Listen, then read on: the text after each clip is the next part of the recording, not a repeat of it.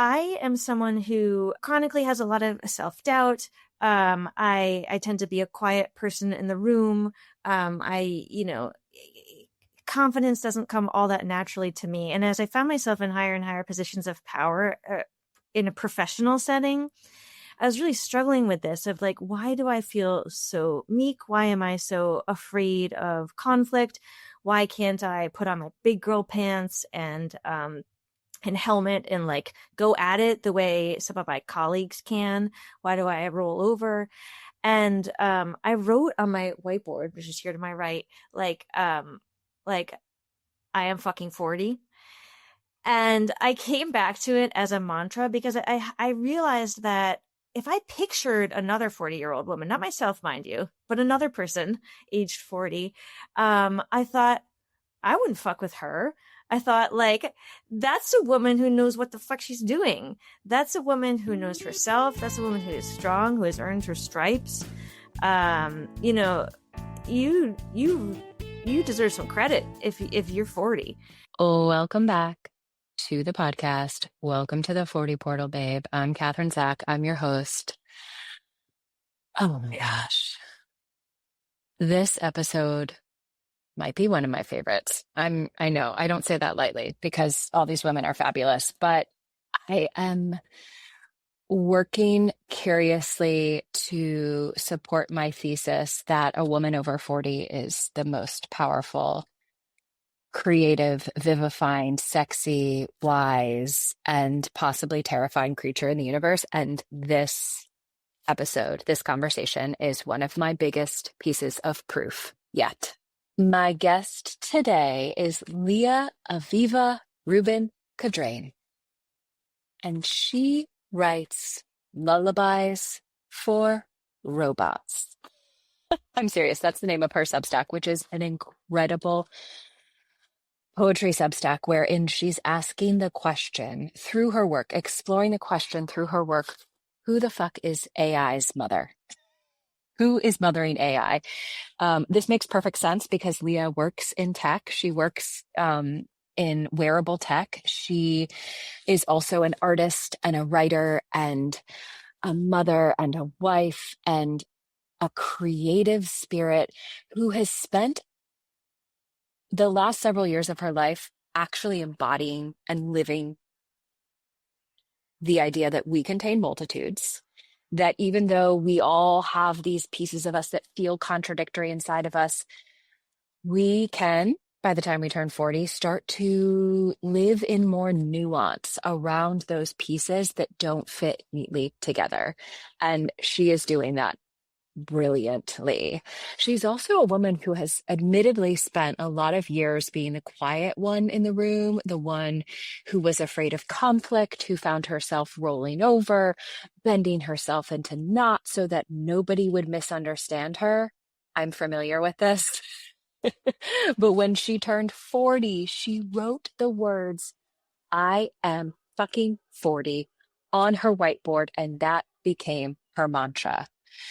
In this episode, we talk about invisibility, about exploding your life, about the courage it takes to do the embarrassing but real thing, the brave thing to do it anyway, and about what it means to finally look at yourself the way you'd look at another woman over 40 and think, meh, I wouldn't fuck with her. That is this episode with Leah. It is so, so good. Okay, this is as always, a broad, freewheeling and dealing conversation that has a lot of range. Take care of yourself as you listen. We mention fertility struggles, miscarriage, and postpartum anxiety, and so much more, which actually those things might like draw you in and say, yes, I need to hear Leah's story, because you do. So let's go. So the first time we met, we spent it wasn't a weekend, it was a part of an actual work week, but it was a couple days together. And that's one of my favorite ways to get to know someone, is just to go all in. But I feel like a distinct memory is coming to me of that first bit of time that we spent together, which was being on a walk It was maybe like late afternoon. It was March or April. It was not great weather, but like the daffodils were pushing up, and it felt like that kind of hopeful part of like early spring starting to break open. And you had recently turned 40. I'm giving away your age already, but you had recently turned 40, and I was a few months out from turning 40, and I also really love when someone is, we're each on our own paths, but when someone is just like a few steps ahead of me on a path, I'm like, ooh, ooh, ooh, like almost like you're like become like, it's like a pace setter or something. I'm like, okay, how'd it go? What was the last like, and you also told me about the way you celebrated your 40th birthday, which I was kind of obsessed of like, how am I going to spend the day? How am I going to spend the weekend? And I actually don't even remember I do remember like clips, but I would get the story wrong. So do you remember that conversation? How did you spend your 40th birthday? Yeah. Whatever you want to say. I remember it well. That was a really special getaway that we did together. We were strangers to each other before that, and we just like went right in. I remember the walk. I remember we had to walk single file at certain points because it was a busy road, right? And there wasn't a sidewalk. And I remember talking about turning 40, and I remember you introducing the term 40 portal, which I loved and took with me. I remember you were talking about, oh, maybe I'll go to Paris. Were you talking about, somebody was talking about Paris. I went to Paris. Yeah, I did go in October. Mm-hmm. Good for you. I did end up doing that. Hell yeah. Yeah. And I remember feeling excited for you and excited that I had gone first as well, because I had good news to share about what was on the other side. I was feeling really, really powerful right after turning 40. And I had a really beautiful celebration with just like the closest people in my life. My wife rented out a room in a restaurant that's just in our little village, and invited everyone to come wear something fancy and bring an offering. And people showed up in the most cool and brave ways. I mean, there was everything from like parody songs to poems to dance routines. A guitar came out, a cello came out. So it was a wonderful night. Yeah. I love that idea for a party. And I also know that some women listening to this are not yet 40, and they're like, literally, how do I want to spend it? How do I want to spend it? And that's a really cool one. I want to hear more about, did you come up with that, or did your wife come up with that? I think the overall container was mine. Like I knew I wanted to be with loved ones. And she basically did the rest. And she's like a wonderful performer herself, and a Leo, so no trouble being an MC. I remember that about you too. I love Leos. So it was a chance for her to shine as well. We love that. Yes. And she did all of the work, and I just showed up. I feel like a question that women confront with their 40th birthday, or any big birthday, or even a regular birthday. Like, I have a friend whose 41st birthday is today. She's episode 5 on the podcast, Kim Wenzel. And it's happy birthday, it's a Kim. Tuesday. Yeah, happy birthday, Kim. It's a Tuesday in the life, man. It's a Tuesday in the life. And I think, yeah, so how do I want to spend it? And I feel like, especially for a bigger birthday, people are like, do I want a party or not? Yeah. Do I just want to go somewhere alone and have a little bit of a retreat and some reflection time? It's hard to boil all your wishes and desires and dreams down to one evening, isn't it? So you sort of do a thing, right? It doesn't have to be the last or the only thing that you do. But I don't know. I found a party. It was great because I wouldn't otherwise ask to be the center of attention. And so this was sort of an explicit, look at her, celebrate her. And it also gave me an opportunity to give a toast to my friends and loved ones. And I loved the opportunity to address them. And in thinking about what to say, I realized that while I had been approaching, for months, I'd been approaching my 40th birthday with some dread, because I did have this sad sense of turning a corner, like beyond which I was becoming invisible, because I was starting to acknowledge and really understand the way in which women past the age of 40 are not perceived any longer as sexually or romantically viable, as desirable. And I had been sort of working through that.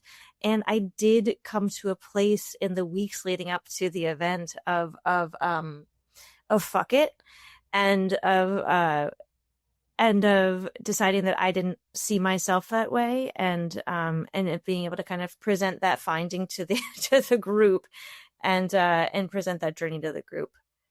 Wow, so much there. I love the reciprocity, that's the word I'm using, of the way you're like, it was like a give and take. Like I got to be the center of attention, but also I got to sit like, face to face with these people and reflect back to them like what they mean to me in getting to this point.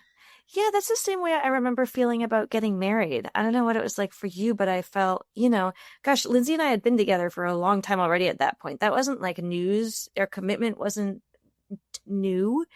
But what felt really new and exciting and big was to like bring all of our community into the fold with us and have them kind of be our witnesses and have a chance to tell them like, you are our people. We need you. You're the ones we want to celebrate with. It's the same kind of vibe. I love that because I feel like the way we celebrate big things, I mean, we'll just stick with weddings for a moment. In our society, it's like to do really different things than we do on any different day, which can be fun and like celebratory. But talk about pressure on a day, to hold everything. And what I hear you saying is like, I'm filling in a blank for you, which is like, actually, these people are so integral to our life. And so having them, like having it be something like we're celebrating their presence and their role in our marriage too, feels like it actually brings the everyday into the special day. Yeah, exactly that. Yeah. And I remember structuring that whole celebration. Like my vision was, let this be sort of a campfire sing along, and I really wanted to channel that energy. That's kind of all I ever want, to be honest, Kat. It's like I sing songs around a campfire. It's cool. You're just showing who you are in these big moments, but like that's beautiful.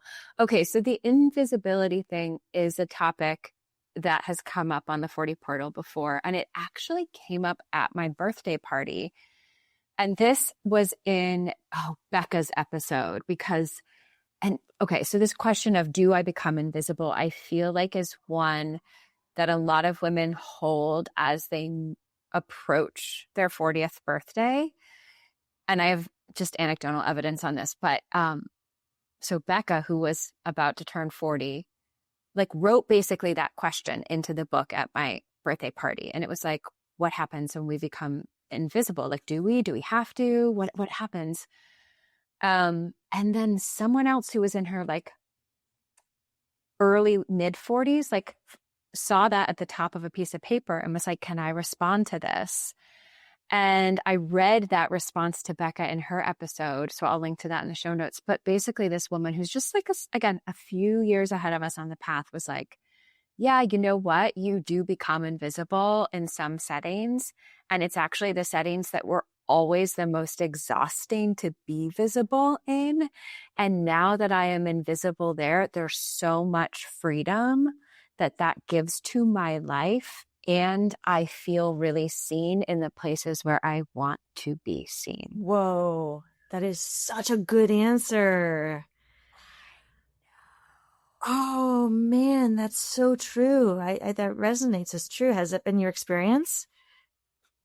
I don't know. Actually, I haven't really thought about it as much. I feel like I feel like I'm still, I don't know where I am with it yet. I don't know where I am with it yet, but I will also say that my little anecdotal cultural anthropology is showing me that like a bunch of women that I've spoken to in their like 50s, 60s, and 70s are like, this isn't even on my radar. I don't even fucking care. Yeah. Well, yeah, I mean, I think that the hang up that was kind of crippling me was kind of it was like external. I mean, it was about like appearance and beauty and desirability and sexuality. And like on that particular front, I felt like I'm not ready for like that part of my life to be over. Um but what what I've come to see, like, so I turned 41 this April now. So I'm a veteran now into my 40s. I I it took me a long time in my life to connect with my body and to feel like had like a lot of body awareness, and I knew how to care for my body. And the older I've gotten, the more I've been able to appreciate my body and express my body. And like self-care was a very foreign concept to me until a couple of years ago. But even learning to like take a moment to lotion myself up in a gentle way after a shower, or learning that I don't have to stand shivering cold after I take a shower. Like I can wrap myself in a nice yummy robe. There's these little ways in which I started to build practices of like body connection into my life. Even like putting on lipstick just about every day. And in these ways, I started to feel more physically and sexually, honestly, alive than I ever had before. And so I think this shift was, yeah, that it's kind of an internal setting, and it's an energy that I can exude or not. That's right. And you know what? I have thought about this. I'm like, of course I've thought about this. I feel that. I actually feel really visible because I feel that like churning from the inside out. Like I feel really powerful. I feel like I'm the strongest I've ever been. I feel like I'm the most available to like freedom, and all those things are really sexy and like I think really beautiful as well. I feel like the visibility piece that I'm a little bit hung up on right now is actually something different, which is I am learning to care less about how I appear to other people. I think that that's like a slightly different thing maybe than appearance. It's more like and you and I were talking about this before we started recording, just like I've never allowed myself, I don't think intentionally, to be like misunderstood or unliked by people. Like I think I would always like bend over backwards to like be like, no, no, no, no, you didn't, like, this is how it is. And like, really, I did it because blah, blah, blah, blah. Or like, I can just make this whole situation really nice. I don't know. That's like, I am starting to loosen my grip on that kind of perception, which is kind of scary and wild. Yeah, the like the manicured image and trying to stay in control of that narrative. Uh-huh. I relate to that. I think a big part of my journey to to the wise age of 41 has been realizing that I'm not responsible for the way everyone feels, about all things, but including about me, right? And like that has really helped all of my relationships and connections, and even just the little things of like, I'm ready to leave a party because I'm tired or I'm talked out, and I can leave. I don't need to make a million apologies and excuses or construct an elaborate explanation.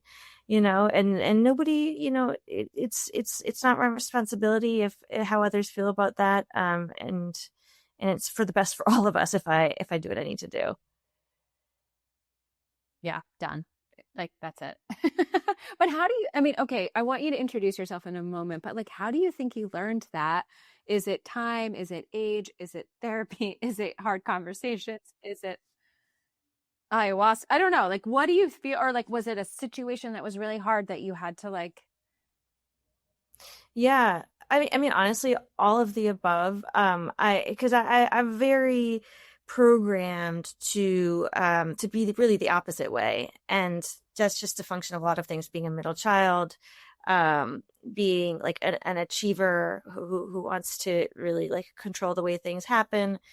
And I could go on, but the process of unlearning that was honestly probably mostly instigated by some problems I was having in my marriage, to be totally honest, where I learned through really, really amazing and productive couples counseling that I was oversensitive, like to a fault, to the moods and experience of my wife, and that I was internalizing her anxieties as a reflection on myself. And just kind of learning that there's not necessarily a string attaching her to me at all moments, right? That we're like separate beings, was a game changer for our relationship. That, and also me learning how to get angry, which is another journey that I've been on that's been rewarding. Oh, I love that for you. I love that for you. Okay, now people are like, who is talking? Will you please, who is this fabulous woman? Will you tell us what your name is and your pronouns? And then go deeper. Is there a story about your name? How does your name feel like in terms of your identity or anything you want to share? Yeah, well, I'm Leah Aviva Rubin-Cadrain. That's a first name, a middle name, and a hyphenated last name.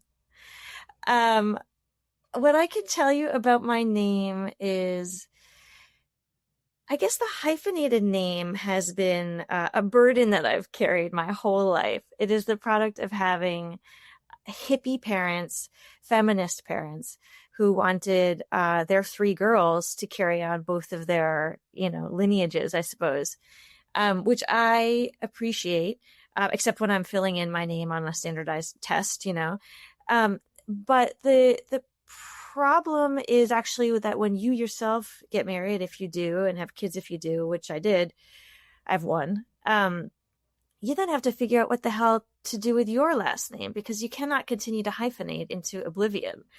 So I've brought this to my parents on many occasions, and they've just said, that wasn't our problem to deal with. So I retained my name once I got married, because I really am the only, aside from my sisters, and some of their names have changed by now, but the only Rubin-Cadrain. And I feel very attached to it. And I didn't want to add more names into the mix. So yeah, it's a very distinctive thing about me. And I've been attracted throughout my life to other hyphenated people as well. We always seem to find each other. I feel like that was very 80s. I'm sure it happened in other decades too, but I feel like that was like the 80s feminist solution. Answer to the patriarchy. Yeah. My parents were very, very intentional about the way, the balance of power in our home. And I remember them telling me that they had made like a list of every single kind of chore and obligation that existed in the home, and dividing them up equally, which was an idea that was way ahead of its time, I think. And I'm grateful to them for being so mindful of equality. But yeah, it's a humdinger of a name. My middle name is a palindrome. Aviva means spring in Hebrew. My dad's Jewish. My mom was Catholic. So that's, I love that name, and I love that it's the same forwards and backwards, because I love words and letters. And Leah is a biblical name. If you put a B in front of it, it spells blah. But Leah, if you look it up, I'm pretty sure what like the name dictionary will tell you is that Leah is the weary one, which, to be honest, right now I feel really deeply. I know this because I did an interview a few weeks ago with another Leah who also claimed the weary one, although she spells, her parents did let's spell it differently thing. So she's Lia. But cool. The weary, we talked about this. That's wild. Funny, right? And she was also like the one that Jacob didn't want to marry, I think. He got kind of tricked into her. So it's kind of a sad origin story. But saying your name is Leah always elicits a how is that spelled? So that's a conversation starter. A lot of people want to call you Leah. I accept all of it. And yeah, that's me. That's great. That's great. Okay, so then how would you introduce yourself first if like job titles, accomplishments, labels were not part of your first draft of copy? Yeah. Yes, I've heard you ask that question before, and I'm still going to struggle to answer it. I would describe myself as a child of New England, who grew up loving the outdoors, who is a creative person fundamentally in my soul, a writer and an artist, a lover of family, um, and at this point in my life, a mom. And that is certainly a defining part of my life now. Those are the main narrative threads. Say more if you want to about the mom piece, which you kind of like paused and Oh gosh. Well, because it's everything to me. I wanted to have a baby for a long time before I could. And I know I'm not the first guest to talk with you about that either, but I started trying to get pregnant when I was 35, and I had my baby when I was 39, I think. And those years in between included COVID, and because I'm married to a woman, we needed we were doing pregnancy through IUI and IVF, so our clinics shut down for some time in there. It was a much harder fertility journey than I had ever expected. It was, oh my gosh, our dog died. Anyway, yeah, I felt at times that we would never get there, and the more I couldn't have a baby, the more I wanted a baby. And so and then there was miscarriages and a lot of raised expectations that were disappointed. And so anyway, by the time I got my baby, and she's probably going to be my only baby, I was predisposed to cherish every moment of that experience of becoming a mom. And I still feel like I'm living in that space. I had really extreme postpartum anxiety right after my daughter was born.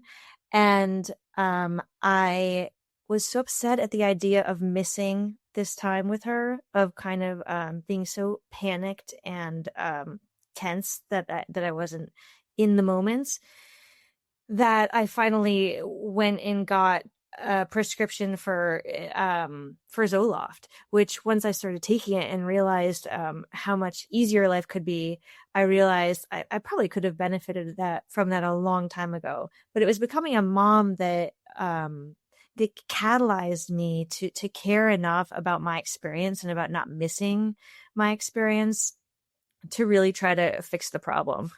And I've been really proud of myself for continuing to stay present with my daughter as a mom. And I feel like she's a miracle. I feel that way constantly. Maybe all parents do, but being a mom is certainly defining for me. And it's become a really huge source and subject of my creativity as well. So it's linked into kind of the deepest parts of myself. Will you tell us a little bit more about that?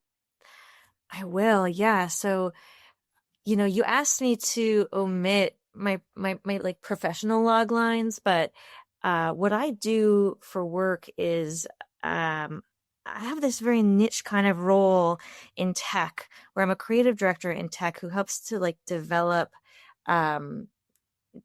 experiences for wearable technology. So like if you're wearing a pair of smart glasses, they can do things, right? But like what sorts of things should they be able to do? How should they do them? How should this voice interact with you, engage you, talk with you? More and more in the past few years, this became work that really was powered by AI. And so I was doing a lot of work with conversation designers, which is actually a real name for a real job, to figure out, what are the right prompts and what are the right system prompts and persona to give the AI to make the experience useful and fulfilling and trust building. Anyhow, it was I was in this work when I had my baby, and I had my baby also right around the time that AI was really going mainstream. I think I shared this with you, where like ChatGPT came out and I was nursing, and I had my first conversation with ChatGPT with like my newborn on my lap, and I had this very profound sense in that moment that AI was my new baby too. Like I saw that flickering cursor as I was waiting for it to respond, and I was like, baby's first words. I had just like such a pervasive maternal worldview in that moment. And I was super hormonal. But I really did start to feel this sense of like maternal care toward this like machine that was talking to me, in the sense of like, who's taking care of you? You know, who's going to teach you how to be, and who's going to guide you. And that, so my work and my motherhood and my writing have all become linked in this like matrix of that subject, which is about like, what is it that makes us human? What separates us from machines? And also, I think what I've realized is one of the most human feelings of all is having a mother, right? And also being a mother. And that's an experience that machines will never have. And so I'm really trying to outline it and articulate it in my personal creative writing in a way that really does influence my work, and vice versa. I remember sitting with you because the context in which we met was a homegrown writers retreat. Like we were organizing our own writers retreat, which I think there's something really beautiful about that too. Like just democratizing and claiming our own creativity in that way. Like, I don't know, we organized it. That's who did it, you know? Totally. Kate did. Yeah. And Dina and you and I. And I don't think you had launched the Substack yet, or maybe you just had, but you were describing what you just described, and we were all like, this needs to happen. Yeah. Well, AI has been like examined through so many lenses, and so many critical lenses, as it should be. But like through the lens of maternal care, I haven't seen it much discussed that way. But really, I mean, especially as this technology was really just emerging, like at scale to the public, like it had a lot of the capabilities and tendencies that like toddlers do. And I feel like, mothers, parents interacting with it probably felt that way. Like it needed to explain the most basic things, and it needed to instill some common sense and lay some ground rules. And I became very aware that like the language of training large language models is very similar to the language of child rearing. And the way you model behavior, and then it gets kind of spat back to you. And then there's the fact that like the whole world is essentially training or parenting AI, in that everything we put on the internet does become fuel, like a data set that teaches AI. And so we are shaping each other, all of us. We're all sort of parenting AI, some more directly than others. But I started my Substack probably a month after we had that retreat. That was the retreat where I had been really stewing on this topic and writing essays around it. But our mutual friend Kate inspired me to try writing poetry. And I discovered that form really then, and have like learned a lot about the craft since then. But I have really found it to be like a very expressive medium for me. And I've been writing poems in that kind of that universe of themes for almost exactly a year. What is the name of the Substack? So, I mean, we'll link to it, but so people can start Googling it immediately. It's called Lullabies for Robots. So good. Yeah. Okay, you told us how old you are, 41. You just turned 41. How old do you feel? And I want to circle back to something you said about turning on our walk. You're like, I just turned 40. Mm. And you said something, you either said I felt powerful or I Yeah. felt the power of that. I don't know. Go.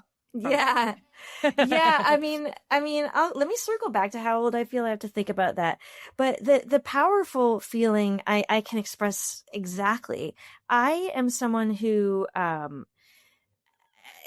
chronically has a lot of self-doubt. I tend to be a quiet person in the room. Confidence doesn't come all that naturally to me. And as I found myself in higher and higher positions of power, in a professional setting, I was really struggling with this of like, why do I feel so meek? Why am I so afraid of conflict?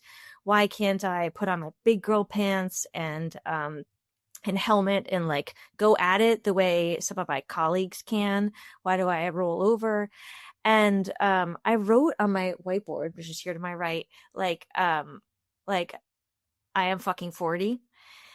And I came back to it as a mantra because I realized that if I pictured another 40-year-old woman, not myself, mind you, but another person aged 40, I thought I wouldn't fuck with her.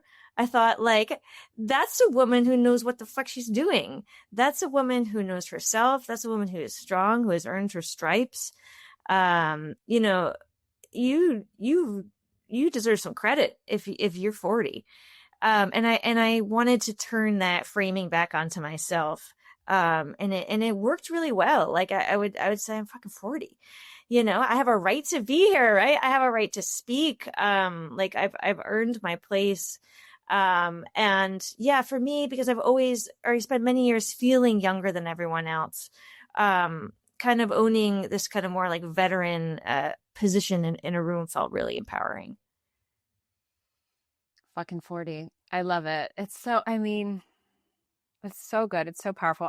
Again, in my cultural anthropology here is like, I'm quite convinced that like a woman in her 40s is like one of the most powerful and sexy and liberated and terrifying creatures in the universe, because we are straddling that line of like being able to, I think, again, a system download of like a new level of understanding that you have, I don't know, a right to be, whatever it is, whatever that source of power and freedom is. For me, it feels like freedom.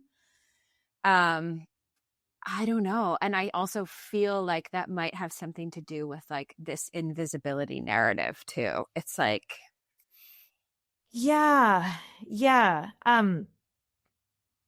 The it's so true. There is so much power in invisibility.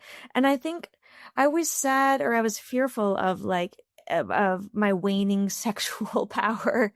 But I think it's like something my wife says. My wife is more like masculine presenting, and she's always said she finds it to be a real asset in a room full of men in a professional setting, because any kind of just even like implicit like tension that would exist normally between men and women is sort of stripped away, and she gets to just kind of be in the fold. And I do think maybe there's something to that about being a more feminine presenting woman, is that like that we're not starting on the from the grounds of like, are we going to ask each other out for a drink? Right? Like it's I mean, at least that's what gives the power to the invisibility. I think at the end of the day, you're right. Like women in their 40s are probably more sexy than they've ever been, and you may well end up getting asked for a drink, right? oh, I think so.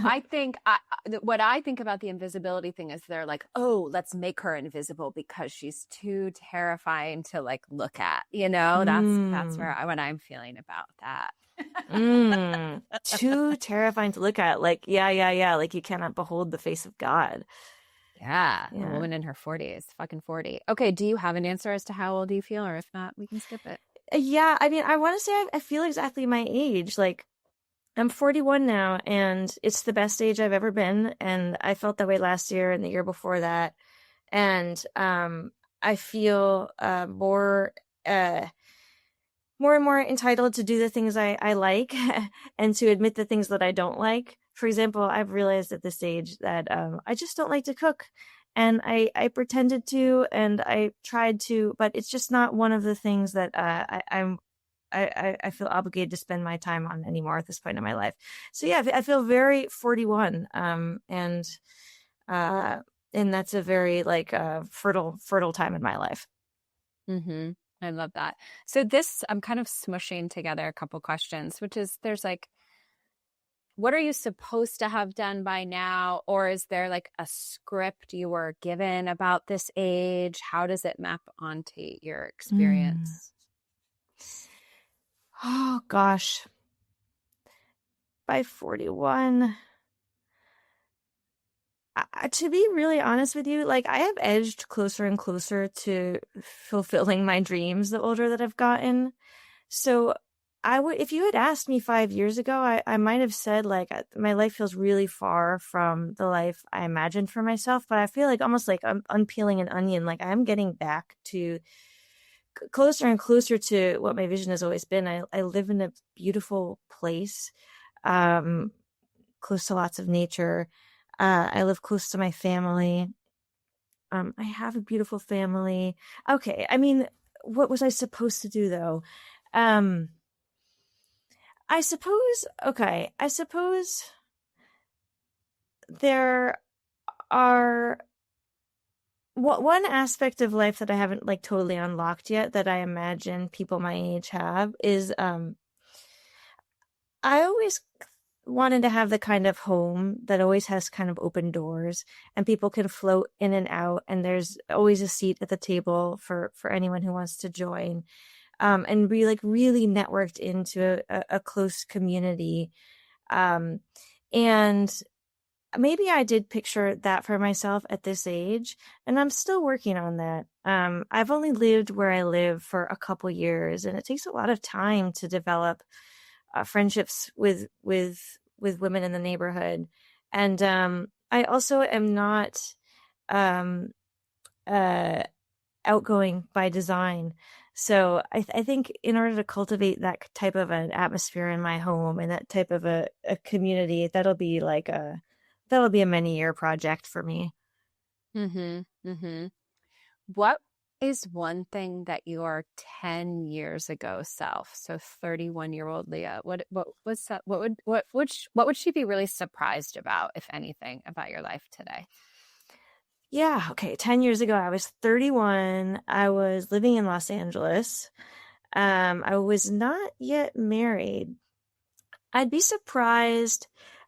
All right, so I spent a lot of my career hating what I did. I worked in advertising, and I felt really stuck there for a lot of my 30s. So I might really be surprised at how I was able to change my career and work more deeply in emerging technologies and innovation and like product design. I think that felt very unattainable to me about 10 years ago. So that would surprise me. I might be surprised that I only have one child. You know, as someone who grew up very close to siblings and who feels like that they're a really precious part of my life. I always assumed I would have more than one kid. So feeling ready to stop at one has been a really surprising difference from my kind of the blueprint that I had laid out. And yeah, I mean that we that's a whole other conversation, but that took a lot of kind of internal self-reflection to come to accept that that's probably the truth. I selfishly love talking to people who are pretty much exactly my age. Like, I just think 1985 is it was such a cool crop of people. It was. And it was. And you touched on this earlier when you were talking about your journey to having your child, and like you mentioned COVID, and I think, you know, we're maybe just now beginning to really start to see what the impact of this has been. And who knows if it'll be like generations from now that we're like, oh, and that was the era that, you know, of COVID, and that's what happened. And we focus a lot of that on like younger people, like kids who were in school or kids who were in high school or college kids who got robbed of their whatever, or people who were just graduating from college and entering the job market. We were like squarely in our mid 30s when COVID hit, like 34 turning 35. And I have to tell you, I think that was a really weird time as well to experience COVID. It's true. It's true. I think it's a really weird chapter that continues to have lingering effects on all of us who are around. But yeah, for being at our age, like mid-career, right? Um, for me, the switch to working from home was for a long time a very good thing. And I think a lot of moms feel that way in particular, but I wasn't even a mom yet. I was just kind of an introverted creative who found it like kind of stressful to be around people in a big office building all day. So I felt very protected by working from home, and like I was in a safe space from which I could be my most powerful and do my best work. But I think it also became, if you don't do the things that scare you, you do stop growing. And so I think it became too comfortable a place for me, and too much of a comfort zone over the years to follow, because I continued to work from home for a long time. And of course, like that doesn't even account for the effect it has on your relationship, right? Like all of us who were booed up by then, I think went through like profound growing pains with our partners. I mean, there were like wonderful things about spending so much time together, but also a lot of hard realities. Mm-hmm. This is a theory I'm working with now. I feel like my 20s and my 30s were really this time of like trying to put pieces together, like across many areas of life, like build the career, find the place you want to live, find a partner if that's what you're trying to do, establish your family, like grow in your profession, all these things. And so there's a lot of what I'll call like coming together and like trying to put it together energy. And then COVID felt very much like an experience of things falling apart. And I don't quite know where that's landed me, but I also feel less of that needing to put things together energy now in my 40s. It's funny. My best friend is a very anxious person, and she said that the pandemic actually made her feel sane, because it's as though everyone else rose to the same level of panic at which she lives her daily life. And she was like, I'm prepared for this. Like my kind of like my like alert level is perfectly calibrated to this moment. And like, I'm not alone in it anymore, and actually this isn't what you were saying, but the coming apart of it all, we were having trouble with our fertility process. Our dog had died, and I was really, really sad. And I remember finding some solace as well in the fact that a lot of people in the world were feeling sad and unmoored and adrift. That was a profoundly strange time. Completely. Okay, let's bring it to 2026 and being in your early 40s now. What are you learning? What is your growing edge? What have you is there something that has clicked for you since turning 40? What do you feel like you're sitting in the middle of right now? Anything come up? Yeah, I mean, I have grown into my creative life more and more the older that I get. I always wanted to have a real creative practice, and this is the year that it really came together for me. I started to write most days, and to like flex that muscle in a repeatable way. I think I'm tempted into black and white thinking around like either I'm an artist or I'm a worker. And if my real self is an artist, then I am disrespecting it and quashing it by also doing other things in life. And so I would say my growing edge is trying to have more nuance and subtlety, in the fact that like I contain many versions of myself, right? And they're all true. And one doesn't come at the expense of another. And I don't necessarily have to never work again and get an MFA in creative writing, although that sounds really nice. But perhaps I can create like a system of synergy where the parts feed each other, or where some just get more air and sunshine sometimes than others do. And and that even if I am having a hard time waking up at 5:30 to do my writing, I could still wake up at 6:30 and get something done, So trying not to live in these kind of extremes, where I'm one thing or another, and trying to make room for coexistence. Mm-hmm. That's good. I think a lot of us are really grappling with that, especially and being a product of the time and perhaps the place and way some of us were raised. Like the idea of being put into like a particular box feels like that's just how I grew up. Like, oh, you're like a liberal arts academic and not an athlete or whatever it is. And like the boxes are both comfortable and they're black and white and they're easy for us to organize each other. But I feel like so many of us either have like blown ourselves wide open out of the box we were placed in, and now maybe we're like, I don't even know if I like belong in a box or many boxes, Well, I've had to practice that as well in the process of coming out, which started for me like in my mid-20s, and it was a very confusing time, and I was trying to figure out, am I gay, am I queer, am I bisexual, am I straight, but just kind of with with some other tendencies, and I remember feeling distinctly that I was like stepping out of the lane that I had been assigned for maybe the first time ever in my life, having been on such like a track towards success. I felt like I was really swerving in a way that was super uncomfortable, and like I was kind of like inviting the evil eye. But yeah, learning how to find even nuance in like my sexual orientation and identity has been really, well, first of all, it made me brave. It forced me to find my courage. But yeah, it also it taught me that there's room for nuance in the same way that we were just talking about.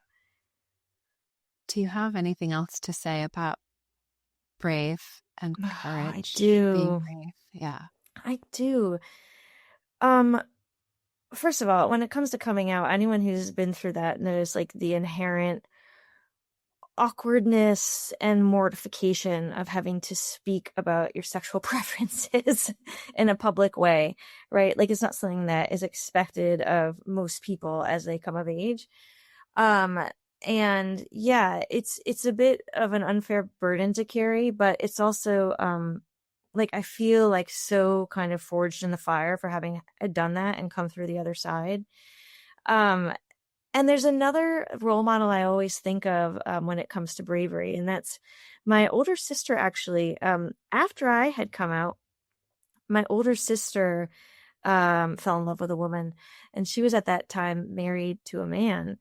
And she was a bit of a public figure, and I was so afraid for her because to undo the choices she had already made was going to be extremely painful, and just extremely bumpy, and I didn't think she should do it, and I wanted to spare her the pain, but she did. She, through many hard conversations and panic attacks, like had a lot of hard conversations and ended her marriage and built a new life with this new person who's the love of her life, who had to do a similar amount of like labor on her side.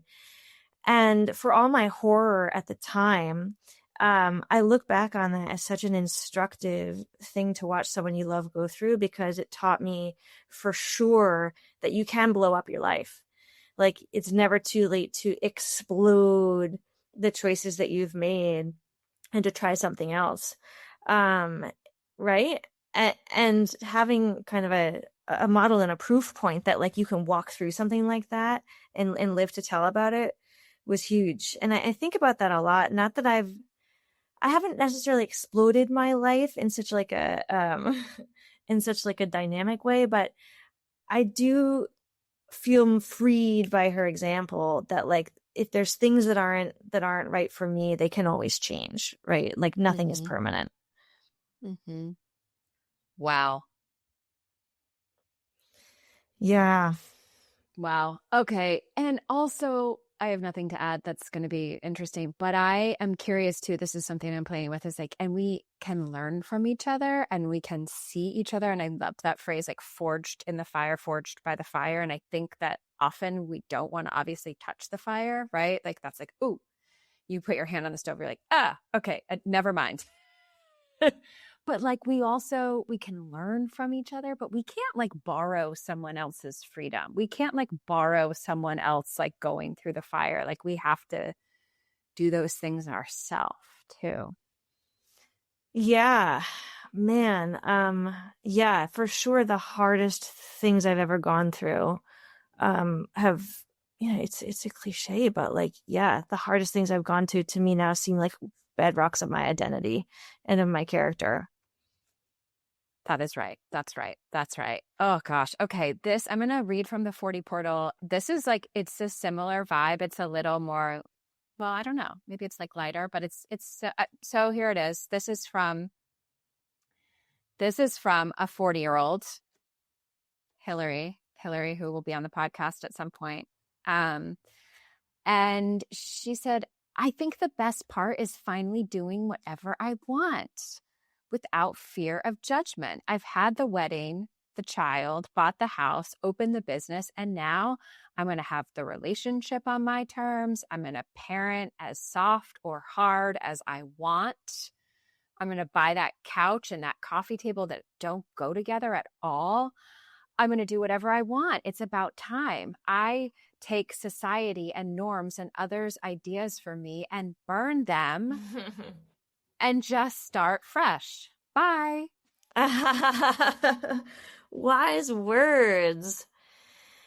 Yeah, it's a time to do what you want. I mean, that's like that fuck it, I'm 40 energy that we were talking about. Yeah, I mean, one of the realest ways in which that's showing up in my life is like starting to write poetry. Honestly, poetry is embarrassing. Like, I find I mean, I went to a poetry open mic and read some of my work, and it was like I was so embarrassed for myself. A lot of people don't like poetry. There's a lot of bad poetry out there. I'm new to the art form, so I'm like still finding my voice and my way. But it is so vulnerable to put poetry out there.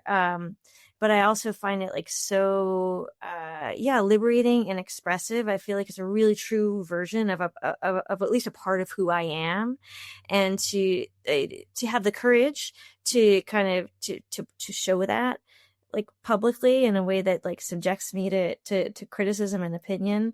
That's like a very fuck it energy and a very I do what I want. And like I think earlier in my life, I probably would have thought, oh, I need to have some sort of qualification, to be a poet, right? Like I need to have done that MFA or, studied with some luminary. But no, in fact, like if you read a lot and you practice writing a lot and you like have something to say, you can write poetry. And yeah, that's just an embarrassing thing that I do now. So good. Have you updated your whiteboard at 41? Is there a new phrase for 41? God, there should be. I'm looking at my whiteboard now and it's covered with notes for a recent job interview that I had. Great. Which is that also works very too. 41. Very 41. I love that. Well, thank you so much. That was brilliant. And I'm just very lucky to know you and chat with you. Listen, this is a beautiful thing that you're doing. You're an amazing listener, and that's one of the first things I learned about you when we met. I found your energy so quiet and thoughtful and safe, and I love that you are making space for women in your life, and offering it to the world. Thank you. Okay. Do you see what I mean? Do you see what I mean about Leah? I am fucking 40. Okay, if this conversation cracked something open for you too, that's the portal. That's the portal, babe, doing its thing. Please, please, please share this episode with a woman who you're already having these conversations with in real life. She needs to hear this one too. And if you're loving the show, can you take 30 seconds to rate and review wherever you are listening? It genuinely helps more women find their way here to the portal. They're already in the portal. They just need to know that like it's a thing and we're doing it together. Okay, one more thing. If you are ready to go deeper into your own portal moment, I have a few coaching spots open to begin in September. The application is live. I think I have 3 spots left. You can find out more and apply at the40portal.com/coaching. Okay, see you next week.